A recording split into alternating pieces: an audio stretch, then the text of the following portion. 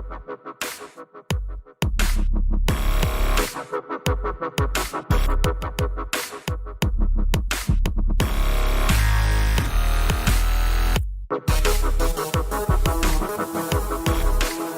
by The Sound of Violence.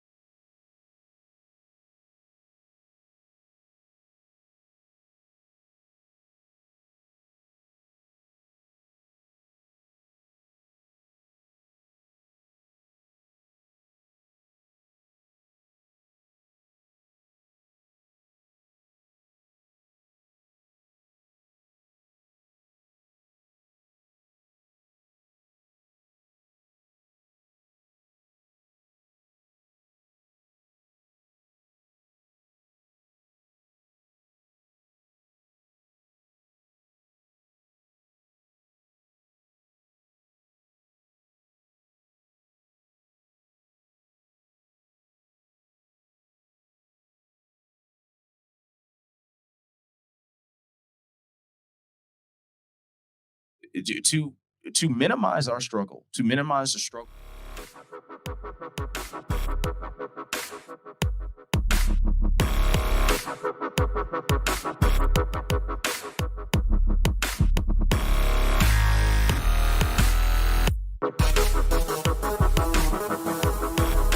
Liked by the sound of violence. Both Adesanya and Costa are kind of tactile fighters in different ways. I think Costa uses the cage as like a proximity mark for his own demolition zone. You know, when he has guys flattened out, he'll step in with committed punches. He's usually not feinting out a response, before, ducking under a lead hook. He is hammering as much as he possibly can. He's just wailing on people. And again, there's more technique to it than Dan Hardy is clearly giving him credit for. But it is interesting to see him go from Costa in the center of the cage. He's just trying to push you back. Costa with his opponent sort of halfway to the cage. He'll start throwing out that feeler jab, maybe some kicks. Costa with his opponent flat against the cage. He's going nuts.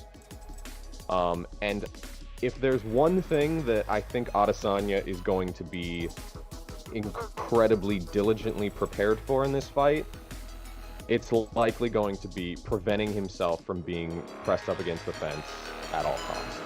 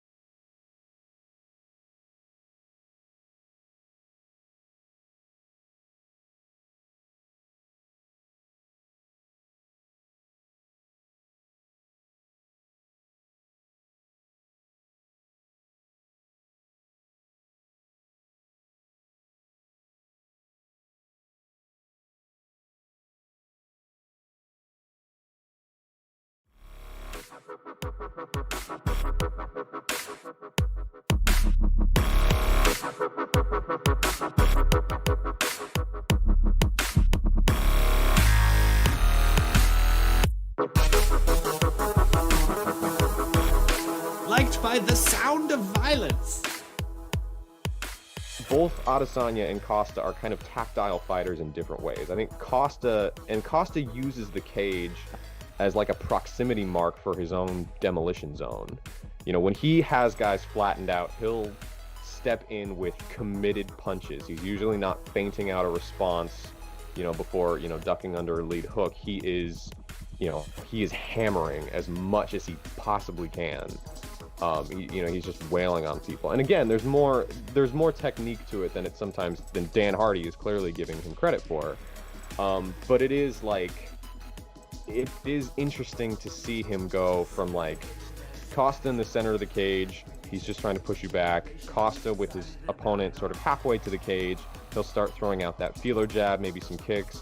Costa with his opponent flat against the cage. He's going nuts. And if there's one thing that I think Adesanya is going to be incredibly diligently prepared for in this fight, it's likely going to be preventing himself from being pressed up against the fence at all costs.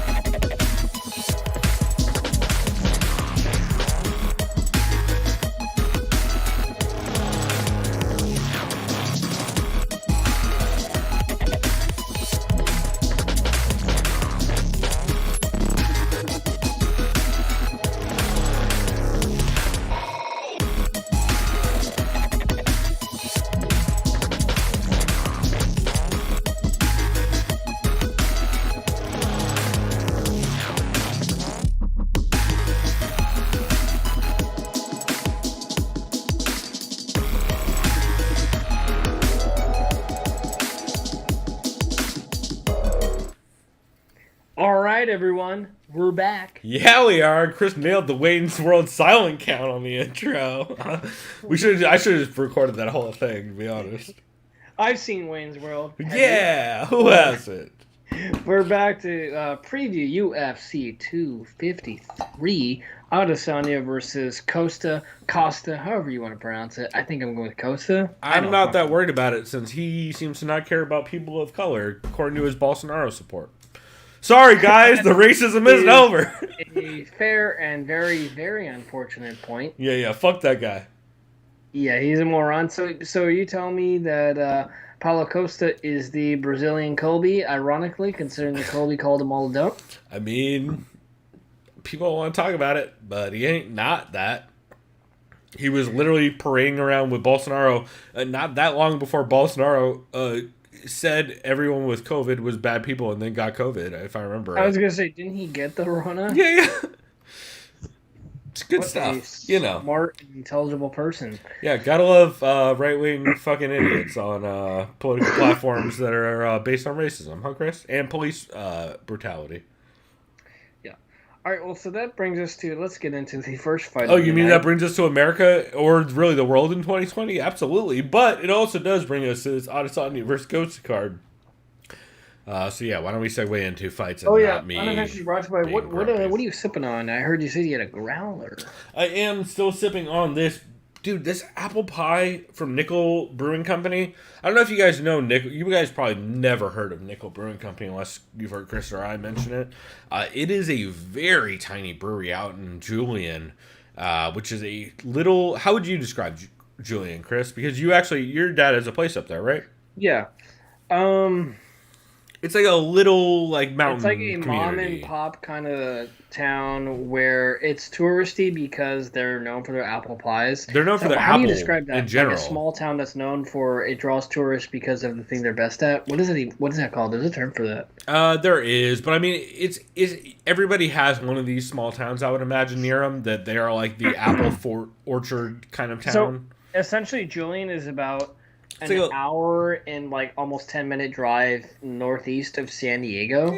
Well, yeah, from where you are. From where I am, it's 45 hour.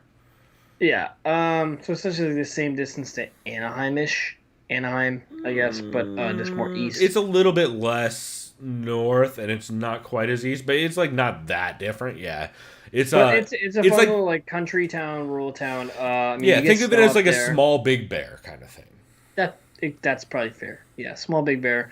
They have a meadery. Last time I checked, they have Nickel Brewing Company, which I like a lot. Or Nickel Beer Company. They have Julian Hard Cider. Yeah, a lot of little bed and breakfast. A lot of little shops. If you go to Winola, which technically is part of Julian, it's another small town. They have a very good pizza place. Mm-hmm. And then you have Dudley's Bakery off the 76. Of course, dude, you gotta fuck with Dudley's. I forget about Dudley's. Yeah. And like I said, you have to get a pie. You have to get Julian pie. You gotta get Julian pie, and you gotta get some Julian cider. Yep. I mean, their flavored ciders even. Because I'm a pie person, and then we over cake. I don't even. Oh, because you're an adult, Chris. That's why. What's up? Because you're an adult. That's why. This is the thing. If I were to venture a guess as far as a national poll of pie versus cake, I think pie wins 60-40. I would say that probably for smart people. I would say dumb people like pie. I mean, like cake rather. Cake. Well, then call me dumb. I would 100% say it is an IQ test whether you like cake or pie in America. I'm saying in America because my opinion, I like cake. I feel like cake in other countries is a very different thing than it is here. I feel like cake here is if you say you like cake here, you're saying you like fucking box store cake most of the time, right? I'll say this. So remember the thing we went? It was Mike Ramirez's birthday, our good friend, and then Trevor's going away thing. Sure, shout out to both those dudes. Oh, hey, yeah, we both went to that. It was social distanced. Everyone's behaving properly. So my point is, Lacey had a great cake for Mike Ramirez. It was an Oreo ice cream cake. I didn't even see that. I was already gone by then, I think. Okay, so I haven't had a cake or ice cream cake probably since I was 12, 13, 14. Right. It was good, but I was done after one bite. See, with pie, I can have pie. 2 slices. Yeah, dog. I had I had pie. I've been making pies, actually. It's nice. Quarantine's been tight, doc. Real quick, since by the way, pies are really easy to make, about too. This, what's your favorite pie, if you had a favorite pie? Oh, so I love Or what's your top 2 or 3? I would say, it's number 1 and number 2. The problem is I hate saying the name of one of them, and we all know what it is. Cherry pie is great. It's a terrible name, and I hate saying it out loud. Apple pie is great. I don't feel as bad saying it out loud. Those are probably my top 2. I will definitely say black bottom pie or something. No, but cherry pie is I hate. It's always there's too many. The 80s ruined the phrase cherry pie. I mean, yeah. You know what I mean? Or fucking Quiet Riot or whoever the fuck it was. Whatever idiot 80s band. My favorite pie, and this is courtesy of my grandma, because it's pecan also, we pie. will get to fight breakdowns here shortly, I promise. Yeah, pecan pie is my favorite. Oh, I do fucks with some pecan, but After that, it's probably banana cream pie or rhubarb. Also, pies I have problems with the names of. Any kind of cream pie. You can't order that without having to have an awkward look with somebody. I love banana. I love pie. Hey, I can't. Pie? Yeah, no, there's no good way to order it. You know what I do every time? I say the banana pie, and then they go the banana cream pie, and I go yes. That's how this goes every time. Although say yes and lick your lips and no, I sigh and look disappointed that they made me say it out loud. It's like every time I have an exchange at any kind of fast food restaurant where they're like, where they try and force you to say the dumbass name of whatever fucking 19 versions of Ida Taco Bell has added to something. Yeah, I remember South Park. I think, can I get the 5-layer Doritos Locos Tacos Burritos something? Like, I don't know what the fuck they did, but Yeah, like anywhere that names their thing special stuff that like you're forcing people to say dumb things out loud. I for real hate you, and I don't go All right. there. Well, now that we're done talking about our favorite pies since we're adults and Taco Bell foods, the first I don't know what we fight- got to talk about or pie. Real. Oh, right, Julian cider. So let's okay. interrupt ourselves again real quick. All right, we're back to pie. What's good? No. So you're having the Julian cider pie beer, Dude, so it's a Julian Beer Company apple pie beer. But yeah, it's so drinkable, and it again not sweet. I cannot emphasize that enough. Not at all sweet. It is like, imagine if you were to add like a dusting of pie spice, not even pie spice, like a dusting of like real cinnamon, like not sweet cinnamon, but like real cinnamon, and like a dusting of bread finish, and then apple, like rich, like real apple flavor. It's really good, dude. Okay, so this one, I'm having a beer that surprised me because I was ignorant to the fact. Every time I've seen this beer, I'm like, is this just a beer from the company? I don't know if you see that. Dude, okay, so I've had a couple questions about this for a long time, and it is a collaboration, right? It is. It's from a San Diego brewery. It's from a notable San Diego brewery. Yes. And so I've always tried to figure this out. So do you want me to say it or you It's want Carl me to Strauss, right? Nope. Oh, it's Ballast Point. Nope. Wait, who is it? Think Island. In San Diego. Oh, Coronado, right. Yep. Yeah. So it's from Coronado. I knew it was Brewery. one of three. Yeah. Coronado Brewery. It was one of the ones that I associate with being near water. So, my point is, this is I'm not a big fan of blonde ales, but I've heard good shit about that beer. this is a good beer. I'll It's say a that. boating beer, is It's what good. This is designed definitely as, right? great if you're on a boat. And this isn't an issue. It's just more of a coincidence. We should say, I don't know that we've said it's Salty Crew, right? Yeah, this tastes almost way too similar to the Harlot from Society. Almost. To be fair, though, the Harlot from Society is like a very... It's just that's a Czech Pilsner, right? If I remember right. Blonde. Is it a blonde? Yep.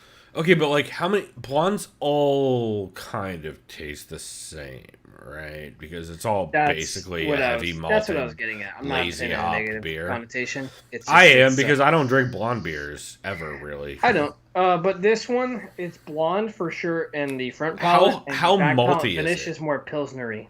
Okay, so it's way less malty? Yeah. Because like when I hear blonde, I think like corn and like or not corn necessarily, but like, you know what I mean though, like that heavy, like kind of like partially sweet, partially like super malty back end on it.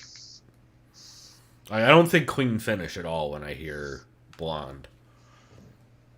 I hear like bready finish.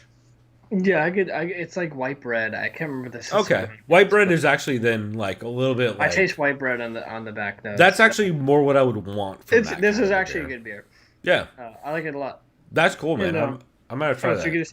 When I was poolside earlier, it was chill. I was on an inner tube. It's like, yeah, I can see why this is definitely a boating beer. No, it's literally, yeah, that and boat shoes is like literally probably the two biggest boating beers in San Diego, aside from, I mean, Ballast Point's portfolio before they sold their soul to the goddamn craft beer or the macro beer devil.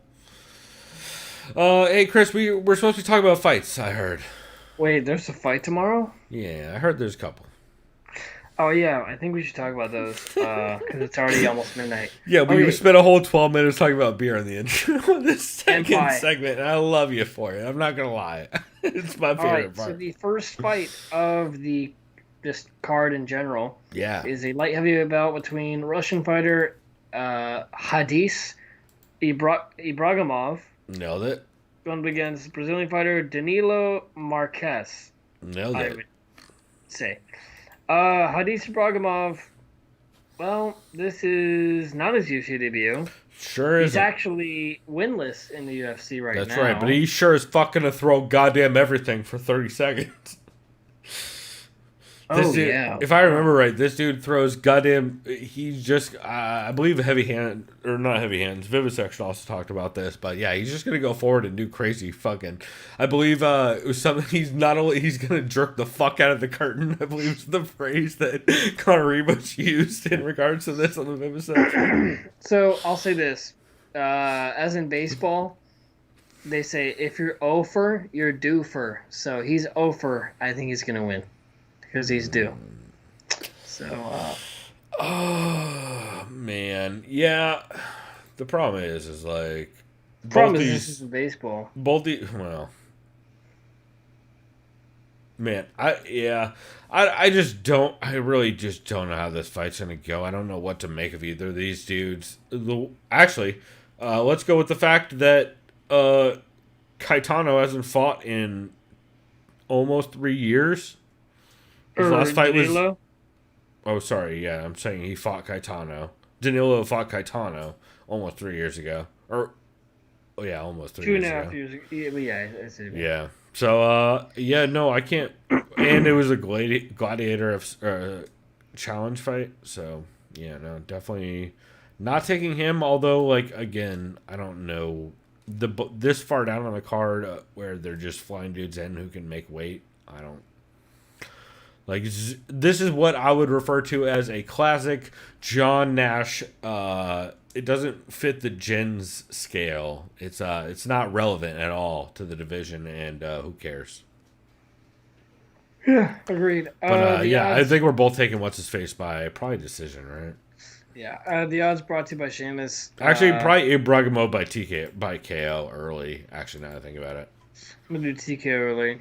The odds brought to you by Sheamus. We have Ibrahimov at a -185 to a +147 of Daniel Marquez. So you want to put a round on that? I'm gonna go round round one. Yeah, I mean that's kind of the only option, right? Because if he doesn't do that, he's gonna lose a decision. Basically, I think we're all. Speaking of only option. Okay, well, so here's the question, Chris. Are we done talking about whether or not Jeff Hughes' back tattoo is a cover-up of a swastika? Because we've talked about this, and I've asked people this. Is this the dude with the black sun? No, it's not the dude with the black sun. It's the dude with the... If you remember, I ask this every time. He has a... Here, I'll send you the picture. That's what I'm saying. Just tweeted it looks like the black sun. No. His looks like a cover-up of a swastika. It's on the center of his back. Here, I'll tell you. Oh God! I just saw who his head coach is. This is so upsetting. It's out of Stipe's old gym. Right? I know. Yeah. Fuck. Here, I'll send you the picture right here. Let me copy this, and we've talked about this in the past. So here's the thing. I also want to first say, like, I don't bring this. I bring this up for context and to ask the question. I don't bring this up to like shit on Jeff Hughes. Like, if he used to have a Nazi tattoo and got a cover up, like that means he's a good person now. Yeah, I mean, good on him. That's a good thing. I was thinking of someone else. Yeah. No, when you look at it though, we've talked about this in the past with this fight with Maurice Green. Like, it's too close to a swastika to someone not to ask about it. And like I said to who was it this week? I was going back and forth with I think it was Elias Cepeda over at the journalist who writes some articles for the UG. He's a shuriken. He loves the Japanese ninjutsu that's culture. The thing. He's it's like also a flower, bro, because he's all the blah blah. But like, here's my argument. Which, Chris, you're a journalism student from San Diego State University. My argument would be, if you're a good journalist, you would ask Jeff Hughes about that, because worst case, you get a great story out of it. Yeah. Or he just goes. Or he says, no. Let's not talk about it, and then you just don't talk about it. Yeah, but you have to ask. Somebody has to ask. Nobody's ever asked. What the fuck? And guess how I'd ask him? I'd say, hey, Jeff Hughes, I'm curious. I would literally go like this. What's the story behind your back tattoo on your neck? I'm curious. What's that all about? That's all I would say. And that's actually that's why you've gone to journalism school, because my intro would be, hey, Jeff Hughes, there's been some conversations around your back tattoo. Can you explain the origins of it? And then, and he goes. then he gets "What very kind of defensive, and he calls me a insinuating fucking motherfucker?" yeah. He calls me a soy boy and tells me to get the fuck out of his face. I'm sure, but And he calls you the F word probably. Maybe. well, hey, we can only hope. As an MMA journalist, that's like Go like this. like hitting gold. Yeah. I got the best article, bro. Except nobody cares because no one's gonna report on it. Shouts out to Cowboy. Okay, so I don't know who to pick in this. I'm gonna pick not Jeff Hughes until anyone confirms it's not a Nazi tattoo. Yeah, I'm gonna pick the Spanish dude. Also, this is not a new statement for me, Chris. You can back me up on this. I've been saying this since he was off of Tough, fighting at least Maurice Green fight, if not before that, right? I brought this up every time he's ever fought in the UFC. I'm pretty sure I recall. since I Contender recall Series. Yeah, I remember. So I just wish someone would ask because I it's inappropriate for me to ask as a fan online because that's not my first off that's not our place due to our podcast, and second off I'm not trying to put Jeff Hughes on blast or anything. Like that's not my intention. I just someone with actual in a space where he feels comfortable to at least address the question, someone should ask him. I'm just not that person. So, yeah, I wish somebody would. And I brought it up to some journalists, and Elias Cepeda is the only one who's ever even slightly responded with addressing that, hey, that's probably fair. Anyway, you want to keep bringing this down since we both have, I don't know, what do you have? I don't know. Juan Espinito probably. I got Juan Espino via submission in the second round. Yeah, I mean, I'm going to have him via submission in the first, but it's probably Jeff Hughes via decision if we're being realistic. But yeah, I don't pick dudes with questionable Nazi tattoos until I know they're not Nazi tattoos anymore. So. And then the odds brought to you by Seamus. We got Espino at a minus 313 to a plus love to hear 249. What's up? Love to hear it. Yeah. Yeah. Anyway, we're moving on, and that was my last fucking Nazi comment of the night. Apart from when I shit on Colby again at the end, and then play some more. This next shit. fight, just by looking at you guys, should be heavyweight, I think, but it looks like it's light heavyweight. I mean, they could be middleweights if they cut weight. It seems. We have William. I ruined my nickname opportunity. Nightmare Knight when it should have been William Knight and it's in this mare, but maybe I'm wrong. To be fair, mare has weird horse connotations at that point. That's fine. I mean, it's not a good reason. Just say you got a horse cock. I don't know. And he's going up against American fighter who is representing Russia by way of his heritage, Alexa Comer. So William Knight, last time we saw him... Is it Comer or Kamer? Probably Kamer. I think it's Kamer, but I'm not positive. William Knight, last time we saw him was Contender Series. Yeah, he got the win over Brundage, right? Just a couple weeks ago, over Cody Brundage. Had elbows. Oh, this is a dude with a really good smile. Yeah, and he hit the... I like this guy. Yeah, he's awesome in interviews. He was the guy who hit the elbow, the Travis Brown elbow. I like this guy a lot. He has a really nice smile. I like this guy. And he's also one of the most entertaining interviews. Yeah, for sure. Alexa Kamer, so he's a Contender Series veteran as well from 2019. Yeah. Last time we saw him, he won a unanimous Ledet. decision victory over Justin Ledet, who is a professional boxer, if I recall correctly. So that's pretty cool. This is close to call. Yeah, to be honest, I think a lot of this comes down to whether or not Kamer can stop the takedowns and cage control of Knight. If Knight is able to just push Kamer up against the cage and or get takedowns, I think Kamer is going to have some trouble. Yeah, I don't want to flip a coin on this because it's close, but I think I'm going to go Knight. But to be fair, I also man, Knight is real. They're both so early on in their career that I don't know. Especially at this weight class, yeah, it's real coin tossy. I'm gonna lean towards I'm gonna lean towards Kamer. I guess via I don't know. I guess via KO.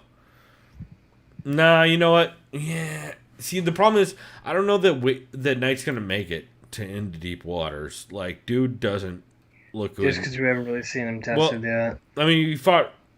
Is that Leon Rocky Edwards? Hold on. Or is that no? That's a totally different Rocky Edwards. I had a feeling. Yeah, no, we haven't seen him in Deep Waters, and like honestly, if you look at his record, he's been in the third round 2 times, and it's against dudes I've never heard the names of. So I'm gonna take Kamer just off of cardio and cardio alone, really. You say you had Knight, right? Yep. Do you have a random method on that? No decision. Wow, really? Yeah, why not? So you got to figure then he's gonna win like a round and 3/4 and then drop the rest. Yeah. Or to be fair, if he does just get cage control, yeah, for like 3/4 of the fight. I was gonna say if he starts wrestle fucking dude against the cage and getting takedowns, I think that he is very quickly gonna become one-sided. Yeah. So. And then the odds brought to you by Sheamus. So you got that's Kamer, goddamn right it is. Love that guy. Minus 167 to a plus 138. Wow. Yeah, that's about where I put it. Just because William Knight has to consistently out-wrestle Kamer over 3 rounds to get it done, and he has not looked super impressive. So, this next fight makes me sad. Jake Matthews is gonna fuck up Diego Sanchez. I don't even think we should even talk about this part. Oh God, I was looking at Tapology order, not don't forget Mr. Shane Young himself, who shook Dana with the hot. Oh, look at that! I was like, what is that? Actually, right as I refreshed, the Tapology order just changed too. So I guess Tapology follows Wikipedia. We got Sugar Shane Young fighting out of Auckland, New Zealand, going up against Slovakian fighter Ludovic Klein. Yep, nailed it. Something like that. Yeah, you got it. With respect. No, you got it, Ludovic. Sugar Shane Young. Dope name, by the way. I fucking love the name Ludovic. That shit's tight. Last time we saw Sugar Shane Young, he defeated Austin Arnett in a decision back in February of last year. Okay, so it's been a little while. Yeah, that's a big win too. Last time we saw him, this is his Octagon not interview. Nah, debut. You were gonna say debut, but his last fight was in where, Chris? Octagon Prime. Where was this fight before that? Octagon 14. Where was this fight before that? Octagon 12. Not his Octagon debut, but his UFC debut. This is his UFC debut. Yeah. That was funny, but that was pretty good. Dude, funny. Yeah, it literally made me laugh. This is gonna be a really fun fight, man. Yeah, I'm trying to think who. So he had I'm kind of leaning Shane Young. Yeah, so Shane Young, of course, out of City Kickboxing, definitely somebody people are very high on. Lucas Sajewski, or whose name I'm fucking up terribly. Shane Young is the guy that everyone thinks Kai Kara France and him are related. Probably. Right, the 2 dudes out of City Kickboxing. They actually kind of do look like they'd be brothers. Yeah. Like it wouldn't. Yeah, you're probably not wrong on that. But yeah, Lucas Sajewski. Wait, do we have like a really fucked up nickname for him that we're not gonna recall? Who? Sajewski. Even though it's Sajewski. I mean, I think that was literally it. It's Sajewski. Because I don't think that's how you say it. But, like, also, I'm trying... I think we were calling him the Jewski before. We're like, I think you were, yeah. I think you were. Yeah. They were like, no, it's actually Lucas Sajewski, though, because that's how the I think this is exactly how we fucked Sean Sheehan over on Hazmat. It's literally Lucas Sajewski. I'm pretty sure that's how the Polish alphabet works. I believe so. I believe W's work like V's. Yeah, it's Sajewski. It's definitely not Sajewski. Yeah. No, it's Lucas Sajewski. I actually think it's there's a W in there somewhere because I think he goes by the Wookiee is his nickname. I'm going Sajewski. Well, and he's Slovakian too. So, oh no, wait, that's Ludwig. Anyway, so Ludwig is taking on Shane Young. Ludwig is a tough fucking out. with a lot of experience. I am leaning a little bit towards Shane Young just off of UFC experience. But man, like, I would not be surprised if Ludovic comes out here and surprises people early. I don't think he's going to actually like end up giving Shane Young trouble throughout 3 rounds, but I think early on it could get interesting. But he did get out wrestled a bit by Lucas, if I remember right.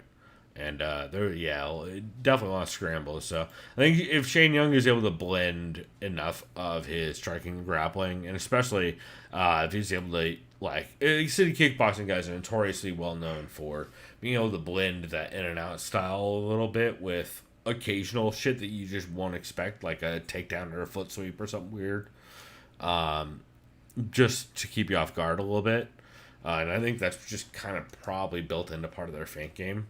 But yeah, this could be a very competitive fight though. Like if Ludovic really starts to find his range and be able to work some grappling exchanges, I think this could get real interesting real quickly. But I'm leaning Shane Young, probably decision. That's what I have too. Dude, this next fight. Oh, sorry. Go ahead. Dude, I was brought to you by Sheamus. We got Shane Young at plus 110 to minus 137 of Ludovic Klein.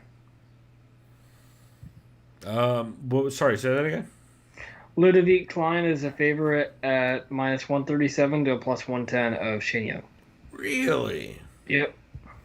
See, I could see that based on his game, but I think always give a little bit of extra credit to CKB for just being able to hide and manipulate feints. I feel like that's such an underrated part of this game, and that people don't give enough credit to. This next fight sucks, and it should really... I'll let you break this down. I mean, obviously, Jake Matthews is going to fuck up Diego Sanchez in very serious ways. It's not even like... Let me put it this way. I've picked last 2 Jake Matthews fights I picked, which was him over on... Well, I don't know who it was over. It was Fight Night 132. I had him via KO TKO. That was not right, but he did win. And then I had him via decision in the UFC on ESPN Plus 6 card on back in February. Jake Matthews is going to probably decision Diego Sanchez in the saddest fucking way you've ever seen. He's going to pot shot him from the outside. Diego Sanchez is going to lose every single wrestling exchange. And Jake Matthews is going to make everyone just feel bad. By the way, did you see that clip from Dana White's Looking for a Fight where Joshua Fabia confronts Matt Serra and starts talking shit to him? It's pretty funny. Are you fucking kidding me? Did Matt Serra just kill him on the spot? He wanted to. You could see it in his eyes.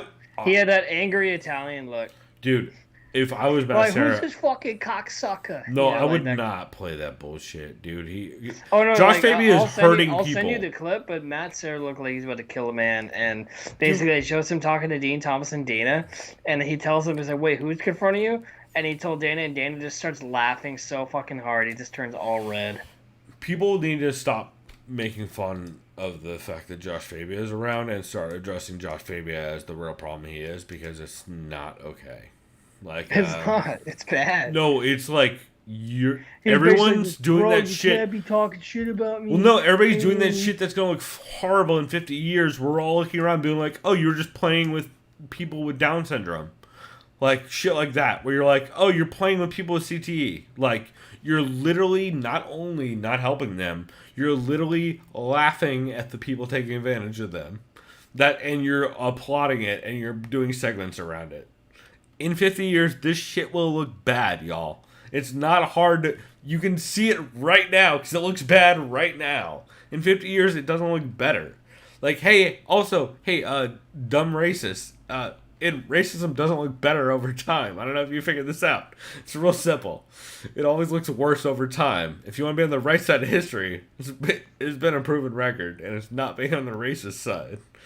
Because also So racism what's the racism over-under leads to on- inbreeding. It doesn't work over time. Like you're literally that's not how science works, idiots.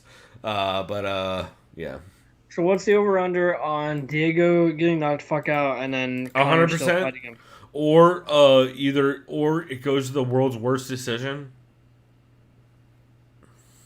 Like people forget also, Jake Matthews is a real ass welterweight. Yeah, unlike Diego. Yeah, who's been doing mushrooms in the hills with Josh Fabia and Stephan Bonner, which was confirmed on podcast. No, that's been confirmed. Like they've been on podcast. I wish I could remember whose it was. Shit. I want to say. Shit, we talked about it on the show when it happened. I want to say it was Mike Swick. I want to say it was real quick with Mike Swick. Like I have nothing against mushrooms at all, but it's no, like, but also not from a con man who's instructing you on how to fight. Like that's when I have problems with mushrooms. Like that's literally, arguably, we have to start having criminal conversations about where the fuck responsibility lies in the sport and who the fuck is an adult. Jesus Christ, where are the adults? I hate all that right, the odds. I hate that I have to cry this every week. The odds brought to you, but just take a guess on the odds. I Chris. mean, let's say I'm gonna go minus 600 for Jake, not Shields. Let's bump it up a little bit. Try again. Really? 9? Not that high. 750. I'll just tell you the highest one. Highest one is minus 833 to a plus 558. I mean, yeah, he's gonna fuck him up. The It's average not- one is minus 800 to plus 500. Yeah. Plus 500 is so generous. It's so fucking generous. Do you remember though? He's a Jedi. Oh, bro. but also, bro, Conor McGregor's gonna fight him soon, though, so don't worry about that. That's right. The fuck. Man, the fuck. What are we doing? I hate this sport. At least it's Oh, not boxing. sorry, I It's didn't. the I didn't one air thing that's quotes. happening. I didn't air quote sport like I should have appropriately. All right, this Fuck, next let's fight. burn to the ground, Pokey. Yeah, burn this. Burn this motherfucker down, Chris. This next fight is between Kiwi fighter Brad Rydell, who's fighting out of Adesanya. It's an awesome fight. Fight City, or no, Yep, CKB. City Kickboxing. City Kickboxing. I said Fight City Kickboxing. Excuse me, City Kickboxing. Nah, Fight City Kickboxing is that sweet gym in like Yakuza or like some game. Yeah, I was literally gonna say whatchamacallit that comes out shortly. What's the goddamn the CD Project Red game? Why can't I not think of the Oh, name it's of it? Cyberpunk. 2021. Yeah. Wait, That is game's it's not 2021. What's the 2077. Okay, whatever. Wait, wasn't there Cyberpunk 20? It was Cyberpunk. Anyway. No, it's always been 2077. No, but the old one had a number on it. I just can't remember what it was. From like It's forever still ago. 2077, but yeah. No, but I mean the board game from like way back in the day, Oh yeah, I can tell you. or not board game. but tabletop. Brad Riddell. Last time I saw him, he had impressive. I mean, since he's been in the UFC, he's been looked impressive. Yeah, He had a split decision victory over Magomed Mustafayev. Mustafayev, excuse me. which is a big ass win. He's Like, going up against Brazilian fighter dominant Alex too. da Silva. Alex de Silva has a crazy record until you look at who he's beat. Because he is. When you look at like this is an 8-1 fighter versus a 21-2 fighter, you're like, what the fuck kind of matchmaking is this? And then Chris, you want to take a look at some of that, of those records, Alex those da wins? Silva is also a taxi cab driver. Yeah, he has a lot of wins in the first or second round, or with an unnamed round, He works at Soup Plantation. and it's against a lot of dudes with records that are, let's say, less than 10 wins. Half of them are unlisted. So Alex Campbell da Silva. And to be fair, though, his win over Rodrigo Vargas was super solid, and that was the one. I mean, he had the guillotine. I'm against, gonna go Yakubov, with Brad but- Riddell. Yeah, I'm going Brad Riddell too. I just think Brad Riddell is gonna be a tough out, and I think he's gonna be able to kind of blend enough of his game to prevent Alex De Silva from working a grappling game, which is what I think he needs to do to be able to win this fight. And the odds brought to you by Seamus. I have Riddell via decision.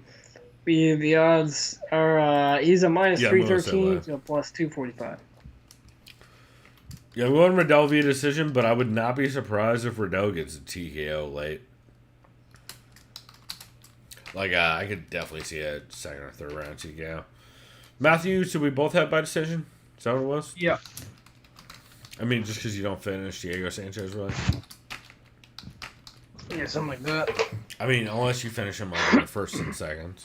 Unless you knock him out, you just can't submit him. Yeah. And Jake Matthews, I don't see fucking up Diego Sanchez on the feet that quick. Next up, we have Canadian fighter featherweight Hakeem Dawodu, if I said that right. You did. Nailed it, actually. Going up against who I think has one of the most punchable faces, even though he would murder me. I don't care. I will still say he's a punchable face. And Zubaira Tukagov. I don't get that at all, but maybe it's I just don't know a why. flat I nose just see thing. his face, and it's like, I want to fucking slap Maybe him. like a flat nose thing? Or maybe you're just a big... It's not that. It's just like I you're see just a his big face, Connor and it's like, stan? this guy looks like an asshole. Maybe it's because he attacked McGregor in the I was ring, gonna say, and you I just saw write- that as a bitch move. You just but- writing Connor stan letters every day, and that's maybe why... It's not even that. I don't give a fuck if what McGregor does. I just think you're a pussy if you jump the fence and attack him. But that's not a great that's look. my. But also, It's Conor not a good McGregor look. literally That's- did those things also. I remember. Well, I know, yeah, with the dolly. So it's not like he didn't have it. Well, and with the Mark Goddard shit. And, Oh God, yeah. yeah. No, I remember, like I said, I didn't say McGregor didn't deserve Oh, it. and the I said rape if you part, do that, where you're he, a cunt. also the rape part, because there was speaking This of, is my point. Regardless of you my- know what? I'm not gonna say what I was Respect speaking God. of. Yeah. Let's keep on moving on, Chris, before I you take just don't this do that. entire fucking thing. Yeah. This dude's a douchebag. Whatever. He's a great fighter, though. I mean, to be But fair, so is he's Hakeem fine. Dawodu. Yeah. I would say he's fine. He's never been. I would never say like I've been He's fine? super Are blown you coming away. on to him now? No, well, my point is like I've never been super blown away by a Tukagov performance, other than like, yeah, we're gonna see very dominant wrestling and pressure, but like it's never been like Hakeem Dawodu is legit fucking put people away in ways that was more memorable in my, at least as far as I remember. And more memorable names like Julio. That win over Julio Arce was That was so solid. impressive, dude. I remember Julio Arce was like the next big prospect. Not that he still is. He's still 10-1-1. Yeah, and I remember a lot of lackluster. Even Kyle Bochniak, dude. That dude's tough as it comes. Yeah, and a lot of Tugagov's wins have felt lackluster from recent memory. Although to be fair, I don't remember anything about that Kevin Aguilar win, and I did not go back and rewatch it, which I should have. But then again, who did Kevin Aguilar fight for that? I mean, this is MMA math as fuck, but Charles Rosa, Tugov, and Dan Ige. His last one was against Enrique Barzola. Actually, and win for that was Rick Glenn. That's not terrible. All right. Yeah, I've got Dawodu in this one. Yeah, I do too. I don't have enough faith in Tugov to be able to push a hard wrestling game without getting clipped up by Dawodu. To be fair, though, I do think if he gets taken down in the first round, this fight's probably going to go that way this entire He'll keep it there. Yeah. He's good at that. I'll give him that. Yeah. So, What do you I'll go Dawodu decision, but It is what it is. not confident. Yeah, I got Dawodu decision. This next fight is a weird matchmaking. Oh, yeah, as far the as I odds, can tell. sorry. Yeah. Zubaira Tukakov is a minus 147 to a plus 120 favorite. So take that as well. It's about where I had it. I mean, it's pretty much like both those dudes are new enough in their career where you kind of have to take it fight by fight and matchup by matchup, especially in styles like these. So I'll let you preview this. All right, man. So here's my thing. I don't know what to make of Ketlin Vieira at this point in her career. But she was on a roll until Irene Aldana. Yeah, people say that, but then let's take a look at that role. Her role that everybody keeps talking about Yep. was Kelly Fashholtz, who was that her? That was her only fight in the UFC, right? I believe so. Kelly Fashholtz. Oh no, Kelly Fashholtz. That was her last fight in the UFC. She did have a fight in Invicta after that against Elizabeth Phillips, but then she did not fight again after that. So, I mean, Kelly Fashholtz was good as fuck at the time. I'm not trying to diminish it. I'm just saying I'm trying to give relevance to where we're at with Kellen Vieira's record, because I did this earlier and it's kind of weird when you look at it. Next fighter that she won after she had a win against after Kelly Fashholtz in the UFC is Ashley Evans Smith. Ashley Evans Smith's record since that win was she had a loss to Sarah Moraz, she had a win over Beck Rawlings, and she had a loss to Andrea KGB Lee. Beck Rawlings not in the UFC. Sarah Moraz, is Sarah Moraz still in the UFC? I believe so. And the loss to Andrea KGB Lee, I mean that was gonna happen. To be fair, Sarah Moraz, I'm not trying to diminish any of that, because they're all very tough opponents. My point being, though, that she was not able to hang with them, and that was against Ashley Evans Smith, who she beat, and then Ashley Evans Smith kind of fell the fuck off. Sarah McMahon, she had a win over. Sarah McMahon's wins after that. She had a loss to Marion Renault. She had all grappling fights, and then she had a win over Lena Landsberg in 2020 in January. That's Sarah McMahon's record. And then she had the Kat Zingano win. Kat Zingano, It's now Bellator. since the Ketlin Vieira fight, has had one win over Marion Renault, which was a decision that, if I remember right, was a competitive fight. She had the loss to Megan Anderson, where she just got toed in the eye. And then she had the win in Bellator against Gabrielle Holloway. If I remember right, Gabrielle Holloway was a 50-50 fighter who was a boxer who was set up for Kat to out-grapple. So, my point being, if Sajara Eubanks loses this fight, it's because she took it 2 weeks after her last fight against Julia Avila, which happened on September 12th. It is literally 14 days from the time I'm saying this. So there is no reason Sajara Eubanks should not win this fight. I would imagine she wins it via decision. I don't think she's going to get a finish, because I think Kellen is tough enough on the ground. I think Sajara is competitive enough on the feet to where, like, it's gonna just be kind of back and forth throughout it. But I think Kellen will have moments, but 0% do I think anyone but Sajara Eubanks wins this, unless Sajara Eubanks dies of cardio issues like 90, like we'll say 7 minutes in. So yeah, I got Eubanks via probably sub late second. Although I should probably I'll go sub late second, but it should probably be decision. I like it. I'm gonna go decision. Yeah, I mean, like, the problem is I was, so going into this, I was like, yo, this is a really competitive fight. Like, Kellen Vieira is a competitive fighter against Sajara Eubanks. And you start looking at records, and you start looking at who they fought, and you're like, Kellen Vieira is competitive against people who are a much lower level of fighter than Sajara Eubanks. And then very quickly, I just lost any kind of faith. This next fight, I'm actually pretty interested in. I think it's an interesting matchup. Yeah, you got Kai Kara France. Oh wait, did we say odds on that last one? Oh we yeah, did, right? Odds is Ketlin Vieira is a minus 200 favorite to a plus 163 over Sajara Eubanks. Shut the fuck up. I wish I was lying. Dude, what? Okay. Maybe I'm not seeing something. Like, the odds makers do people not realize Sajara Eubanks is a black belt? I guess not. Also, do people not realize who? Okay. I might literally make the first bet I've made in a very long time on this next fight. This next fight is a flyweight bout between Kai Kara France, who's the Ultimate Fighter, going up against Brandon Lee. He was on tough, huh? Wait, was he on the Connor season? He was on the tournament season. That's right.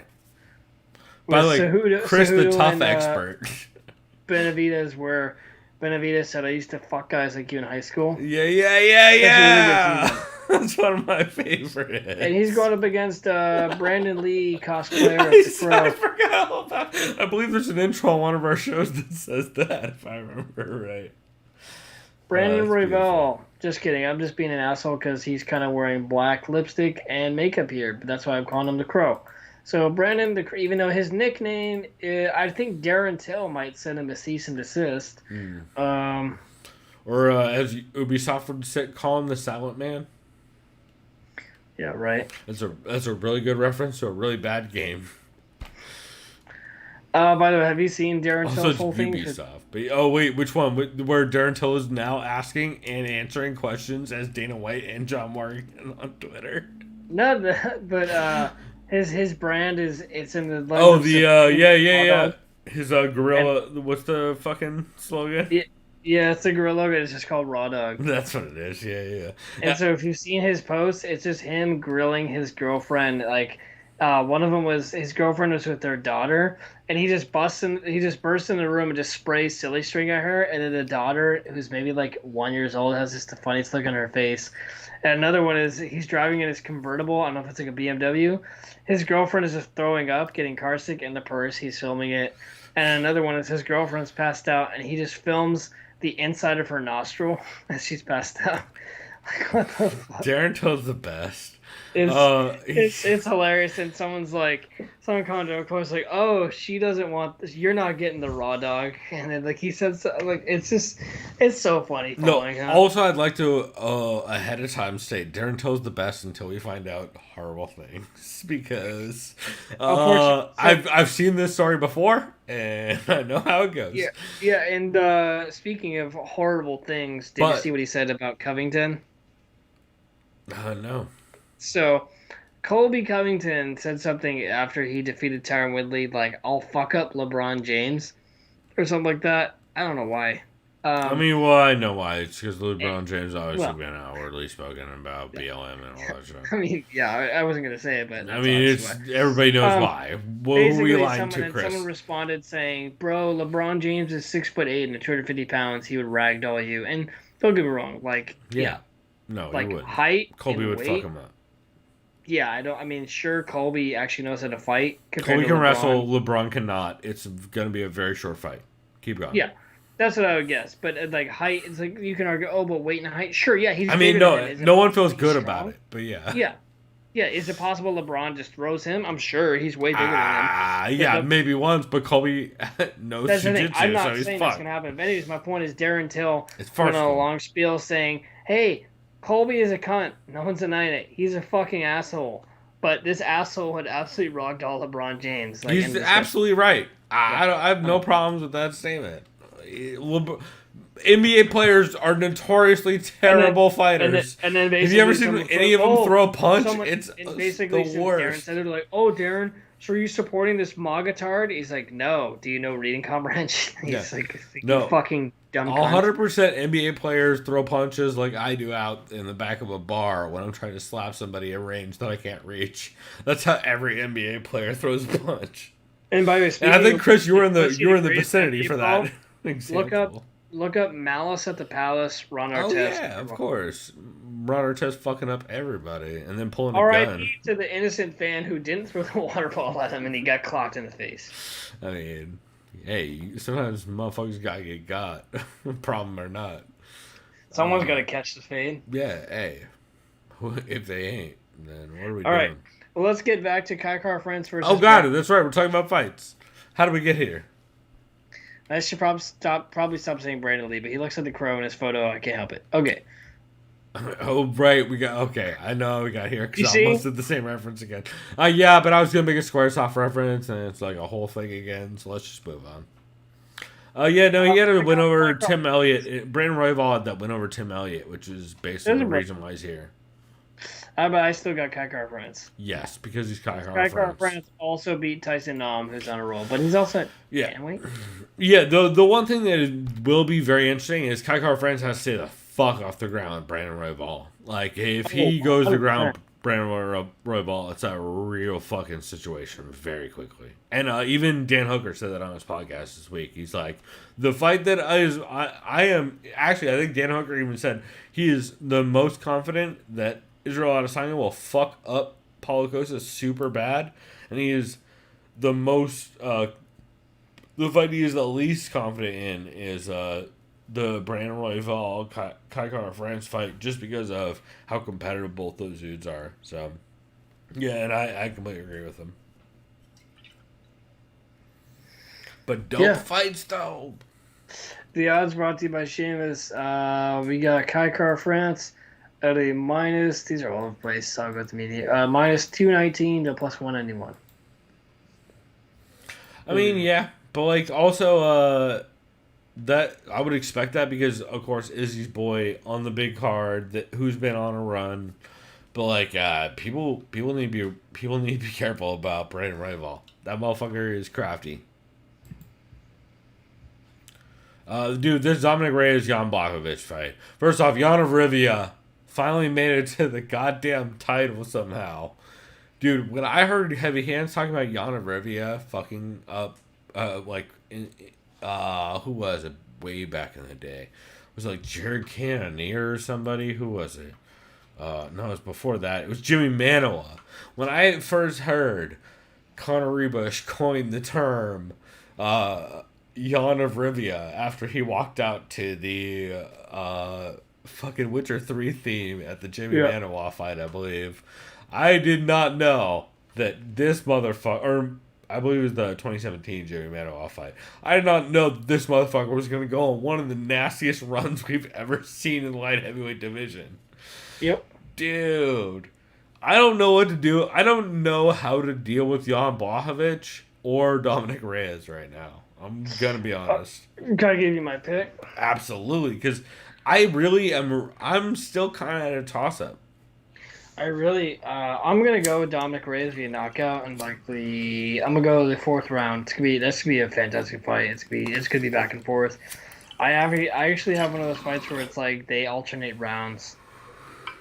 I know it's like some pussy ass bullshit just saying, well, what's the method? Well, no, like, but I told you the method, but I'm telling you, it's gonna be a slugfest. It's gonna be someone takes the first round. Okay, someone takes the second round. Fuck it. Oh wow, who won the third round? You know what I'm talking about? Like it's so evenly matched. Yeah. And then I just think Reyes catches him because he's longer, and I think I don't know. I just loved his performance against Jones, and I know it's not fair because Blachowicz hasn't fought Jones. We don't know how he would have done against Jones. That's I guess how I'm measuring this, and that's how I'll go with Reyes. Yeah. So, and what method do you have for Reyes' decision? Knockout. KO. What round? 4. Wow. Yeah, that's probably the way to go. That's my big question is Jan sells out hard if he's too confident, and I'm not convinced that ever went away. We haven't seen it in a little bit in his career. Like we haven't really seen it since the Santos fight. But he does sell out hard if he's confident early. Like that was his classic mistakes in a couple fights, and some of his wins that he got, he still he sold out real hard early, and then got like the Jacare Souza fight. He sold out hard early, and then barely eked that shit by the end, if I remember right. Yeah, the only problem I have is I'm a little bit worried about Dominic Reyes' tendency to put himself against the cage. He does tend to back up. He does tend to circle. He does tend to drop rounds for cardio. Against a guy like Jan Blachowicz, that's a great strategy unless he doesn't blitz you early. And then you're just going to lose rounds by sitting behind a jab that you're never countering. Which makes me a little nervous. That's my big hesitancy in this fight. because I'm a little worried that if Jan Blachowicz is just gonna, if Jan Blachowicz doesn't pressure hard early because he's worried about the power of Reyes and the counters, I'm worried Jan Blachowicz is gonna kind of try and feel out the earlier rounds, which is gonna lead to a very slow fight in which they both kind of just like eke out stuff. And Dominic Reyes has a bad habit of taking rounds off and putting himself against the cage.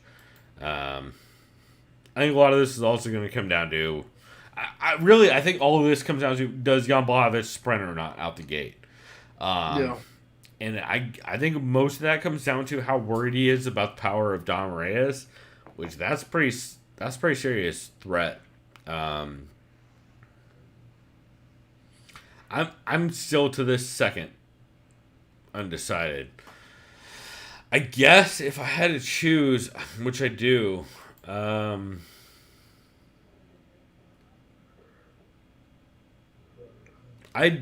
literally don't know. Here, hold on. Let me pull up his Instagram. This is literally how close I am on this shit. Oh, right. You know what? I'm taking Jan Blachowicz just off that creepy fucking Polish video he did in the forest now, actually, now that I think about it. Oh, is that the one where, like, he saw someone die and he touches, like, where he did the Witcher fucking video in the forest with someone hanging? Yeah. Yeah, that's kind of weird. Yeah, and if I know Polish people, they're hard motherfuckers. I like Dominic Reyes a lot. I don't know. I don't know what to make of either of these dudes' game plans. So, yeah, you know what? Fuck it. I literally came into this being grumpy about how Phil and everybody picked Jan Blachowicz this week. I'm picking fucking Jan Blachowicz this week. God damn it. And I don't feel good about it. I'm taking him by decision, I guess. It's a good pick. Wait, why am I taking by decision? I don't like this at all. I feel like that's a terrible pick. All right, so the odds brought to you by Seamus. You have Jan Blachowicz. Actually, no, you know what? I'm taking him via TKO first. Fuck it, why not? Well, no, because he's not going to win the fucking decision. And if he's going to win, it's going to be a TKO in the first 2 rounds. And Dominic Reyes is kind of backs up against Cage. And so I hate all of this. I don't know. I don't feel good about any of these main events. I'm the worst at picking main events. I'm fairly decent at picking prelims, but so we got Blachowicz at a plus 218 to a minus 270 of Dominic Reyes. Take that as you will. This brings us to the main... how big? 215? Plus 218 of Blachowicz. Are you fucking kidding me? I'm not. I'm very surprised. I thought Reyes would have been the favorite, or at least a close underdog. Jesus, what the fuck? No, Reyes is the favorite. Oh, okay. Jan's the underdog. Okay, that's what I said. Jan is plus 218. Reyes is minus 270. Oh, okay. I misheard. That makes way more sense. Okay. This brings us to the main event of the evening: Israel, the last style bender, Adesanya versus Paulo the Eraser Costa. That's right. And also, you guys could tell how late it is in the night because Chris and I are sweating and bright red because we have no fans on in the rooms we're in. Yeah, I'm like itching everywhere too. Dude, we're both like just wiping down sweat the entire time. So, struggle's real, y'all. Hey, you can hear fan noise or you have this beautiful sweat glisten that we got going. So you're welcome. Speaking of sweat glisten, look at Costa's beautiful photo. Also, speaking of sweat glisten, check out my new EP. Your new EP? Yeah, dog. I got a mixtape called. I was saying, when's it dropping? Well, first off, I gotta drop acid, and then I have to. Consult my then graphic designer. You have to have it released, and then 2 weeks later you OD, and then you're a legend. That's right. The long game. That's my long play for this podcast, Chris. Is I'm gonna OD one of these days, and then we'll have a great podcast eventually. I would have to do real drugs to OD is the problem. When I see that one piece of shit rapper who's abusive and a psycho. That murderer. One? Oh, you mean that one, Chris? So, this is the thing. My point is, I see people say, "Remember X?" I'm like, "Oh, DMX died when?" I'm like, "Oh no." I'm like, "No, he's very much alive." Like, "Oh, you're talking about some piece of shit rapper that I've never heard of." Oh, you mean the Oh, you murderer? mean That guy yeah, oh, who got that shot in the that face piece like of 2 years shit. ago. That's right. Yeah, rest. Yeah, guess. Oh, the the fuck face who is constantly in our city. Yeah, fuck that guy. Rest in pieces. Yeah, You fuck that idiot. So yeah, that's what I mean. Yeah. Anyways, this main event. Oh, I've you been mean the going one back- who's raping kids? I never heard anything about that. Actually, but let's not continue. wow, that's news to me. Well, anyways, Maybe I'm confusing him with another rapper, but really, they're all dead. I hope at he this burns point, in pieces then. Okay, this main event, dude, I've been going back and forth so much on this that their styles are they complement each other and they're also very. Now I'm concerned I would just reference the wrong rapper. Were you not talking about Excitation? No, I'm talking about that piece of shit. Okay, yeah, he raped kids. Oh wow, well I hope he just burns for eternal life. Yeah, fuck that dude. Yeah. Okay, I just had to make it very clear because it is. I got concerned that I was accusing somebody of something horrible. But yeah, fuck that idiot. He gang raped kids, if according to I believe according to his own alleged fucking testimonies and shit. Anyway, fuck those idiots. I should have just cut all this. Why are we even talking about this, Chris? Why'd you do this to our podcast? Cause X gonna give it to you. I don't know. Oh no! Why would you say that?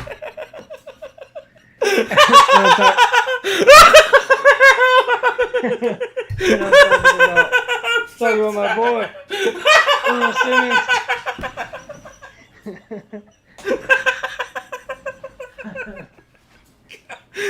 damn it, Chris. Okay. Back to what we were talking about. What fight we were talking about? Okay, the main event of the evening. Israel, the last Stylebender Adesanya, is fighting Paulo Borrachinha, the racer Costa. I've been going back and forth on this fight. I'm 50-50. I think I'm leaning Izzy, just because last time I went against him, he knocked out Robert Whittaker, who I was very adamant would win via, like, WrestleFuck. I mean, it really comes down to, can Costa just kind of just barrel his way through in the first 2.5, 3 rounds and just get Izzy against the fence and just clobber his way with just hooks to the body? That's his style. 100%. He punches very violently. He has a very good pace, volume striker. He's strong as shit. He's a very strong human being. Yeah. Adesanya is a counter striker, very precise, very accurate. He's long. He's versatile. It can go. You know what? Fuck it. I'm going Adesanya, and I think he knocks out Costa in the 4th round. I think Costa gasses, and he catches him with like a counter. But then my brain also says, wait, but Costa can get him with the BJJ, but I don't think it's come down to that. I agree with everything you're saying, except for I'm going to take 3rd round. I think Costa is going to try and add too much body work. Either one of two things. Either Costa's going to just... either Costa's going to walk just square into a clean shot early as fuck, like 1st or 2nd round, or Costa's going to try and work the body, but figure out very quickly that Israel has built his entire counter game around expecting Costa to work the body. I think a lot of this is also, as the Fight Side guys broke down on the clip we put on the break, I believe a lot of this is going to come down to ring generalship. If Costa can successfully and consistently walk Israel down and cut the cage, not only cut the cage, but walk Israel down and collapse the distances, then I think he's going to have a lot more success. I think the big problem Costa's going to have is trying to play a pressure game while working while trying to collapse that distance, because I don't think he's ever actually faced somebody as versatile as Izzy at cutting angles and ring generalship. So I think a lot of this is going to come down to very, very, very early, I think, in this fight, like within the first probably 3-4 minutes, maybe earlier than that. I think we're going to very early on see whether or not Costa, while he's walking forward, if he can corral Izzy. And you would imagine, I'm kind of curious how he's going to do it. I would imagine with leg kicks, right? If you're smart, you would think leg kicks and pressure boxing. I mean, not like outwardly pressure boxing, but with leg kicks and like jab. Again, like kind of like Ed Gallo explained in the clip we played, where at the outside you kind of just try and corral Izzy. You get to that second range, you try and kind of just, again, I would imagine chop at a leg and work a double jab, try and push him towards the fence, and then when he does get on the fence, you just blast body shots and leg kicks and, and giant overhands. Like that would be, I would imagine, be the entire game, but like you know every single part of this camp for Izzy and for City Kickboxing has been built around avoiding every single step of those phases. So I have too much faith in Eugene Behrman and in Israel Adesanya to be able to believe that that Costa can do that over time. Especially, again, you reminded me at the beginning of this episode, he's never actually been 5 rounds. Yep. And that's a big fucking thing. I thought that I forgot that I did not go back and rewatch that Romero fight. To be honest, and I forgot that was not a 5 rounder. Costa won that, by the way. He won the first 2 rounds, and Romero won the 3rd round. Yeah, and one of those rounds was like pretty fucking close. It was close. It was the second round. It's the first round that's close as shit. Yeah. Because they both had a knockdown. Yeah. And like, and also they're such a different style matchup, right? Like, I'm very curious to see what Costa looks like against a dude who has at least the reach of him or near him, you know? Because, like, a lot of his opponents are short-arm motherfuckers. Or By the people way, don't spoiler use alert, reach well. Costa's reach is 72. Adesanya is 80. Well, and that's the thing is, like, he also has been fighting dudes like Johnny Hendricks and shit, which is, like, even if Johnny Hendricks has good reach, but doesn't use it.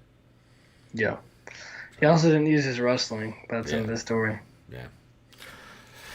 So, interesting nonetheless. I think it'll be a fun as hell fight. What's the line currently on it? Did we say we said our official? Did we say methods on that? I have round 4 for Adesanya knockout. That's right, and I have 3. The odds. I'm gonna go with the median here. Okay, that's fair. It's a plus 150 for Costa to a minus 190 for Adesanya. Wow. That's interesting. I've been seeing that line move all fucking week. And I would have thought by now Costa might be getting a little bit more play, but I mean, it makes sense. Izzy, I think, should be the favorite, but I'm surprised the line, like, the public didn't push that a little bit more. Then again, I don't know. Brazilian betting public has less political sway than American betting public, I guess, right? Yeah. So I would figure, no, I don't know. Yeah, interesting nonetheless. But, dude, overall, this card is gonna be so tight tomorrow, right? Yeah, I get off work I'm getting off work at like 6:30. I'll be at my house at 7, so I'll be able to watch. I'm stoked. Yeah, I'm super fucking. So I've been missing the last couple fight cards. Yeah, this should be a really fun one. Also, again, there's that. Let's see, there is the part 3 of the Cage Warriors trilogy tomorrow. There is a Bellator Milan card tomorrow. Sunday morning, Saturday night, depending on where you're at, there is a Ryzen card as well as a Pancrase card. So, fucking all kinds of combat sports coming back at you. Fights. Showtime has the Chalo Brothers cards, which I don't know if that already happened or if that's happening. Wait, are you talking about for boxing, the Charlo Brothers? Yeah. There's a double header. I believe that's tonight or tomorrow? Yeah, it was tonight, right? Tonight. I think that already happened. Like while we were doing this, I think that happened. Yeah, those dudes are good. They're trying to be the next Klitschko's. Well, and Luke Thomas and Brian Campbell have been on site covering that, doing drunken hotel room fucking videos. I don't know if you noticed that. Okay, I think it's tomorrow. Is it? Okay, yeah. You should check out one of the videos that Luke Thomas and Brian Campbell did, where they're just hanging out in a hotel room. I think it's called Hotel Room Diaries, where they're just hanging out drinking 40s. Well, to be fair, Luke Thomas says Brian Campbell is not technically drinking a 40 because he's drinking a 40 ounce of Miller High Life, and that doesn't count as a 40. So, dude, you know you're on Reddit when someone asks, will the Charlo brothers fight each other? It's like, dude, did you not? Come on, bro. Well, on that note, you guys, we will wrap this here, but we love y'all for listening. You guys can find us on Twitter, TSOVPod. All the show notes, we have all the links to everything we talk about at thesoundofviolence.com. Also, if you look in the link for the description of the episode, even if your podcast player doesn't accurately link our show notes, it should still at least have the link for our full show notes on our website at thesoundofviolence.com. That is, like, we make zero. I literally don't even run ads on anything. We make zero money off of anything. Chris and I pay out of our pocket for literally fucking everything because I have that weird sense of integrity, and Chris This is just fun to us. yeah. Well, and also that's why we do it. Like, we don't do it to make money, because if we did, we wouldn't be here. So, and we just love y'all, and the interactions are as fun as I need. So, much love to everybody involved. As always, hit us up. Let us know the MMA podcast you recommend we should check out every week, even if it's your own podcast. Please don't if you think you had a good podcast that week, please tell us. Like, we will listen to it. I know people. Myself, I fucking hate self-promotion. I hate tweeting out our own shit. Chris knows this. I'm the fucking worst self-promoter of all time. Everyone who knows me knows this. I fucking feel bad about it, even every time I promote everything I ever do. So if you think you did something good, let us know, and we will listen to it. And man, we'll listen to it. That's, we'll shout it out if we think it's good. So. We love y'all for listening. Chris, anything else you want to tag on here before we get out of here? That's it for me, man. All right. Well, until next time, everybody, please go enjoy the fights. We love y'all, and we can't wait to hear from you. Hit us up the next time. Go do something decadent, and don't be a racist piece of shit. Hey, everybody, just like your people, the people around you. Like, you're about to say your people, like, whoa. No, yeah. Definitely. I'm kidding. No, there's too much of that, Chris. There's too much of people liking their people in MMA. Just, hey, let's have a crazy moment here. Maybe just, if you don't like someone, maybe just don't talk about them or be around them. Yeah, how about you shut the fuck up Maybe and just shut the yourself. Maybe just shut the fuck up. Maybe just listen. Hey, actually, you know what, Chris? We're gonna end on this note. Hey, MMA. Maybe just listen. We'll see you next week.